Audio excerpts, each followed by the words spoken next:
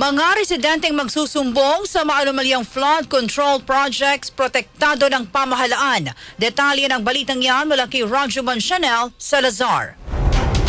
RMN Live Report! Tiniyak ng Malacanang ang kaligtasan ng mga Pilipinong magsusumbong tungkol sa maanumalyang flood control project sa kanilang lugar.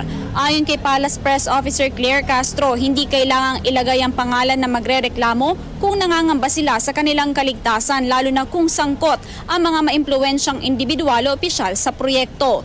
Pero paalala ng palasyo, tiyakin na may sapat na basihan ng sumbong para hindi masayang ang oras at resources ng gobyerno. Yung verified po at meron po talaga kayong alam sa patungkol sa mga projects na maanumalya at hindi po kinakailangang ilagay ang inyong pangalan kung kayo po ay natatakot sa pagre-report na ito. Samantala, wala ring deadline ang pagsusumite ng reklamo sa online portal na sumbong sa pangulo.ph. Magiging mahigpit na rin anya ang pamahalaan sa pagpasok ng mga bagong kontraktor na hawak ng infrastructure projects. Kasama mo sa DZXL RMN Manila, Rajuman Chanel Salazar, Tatak RMN.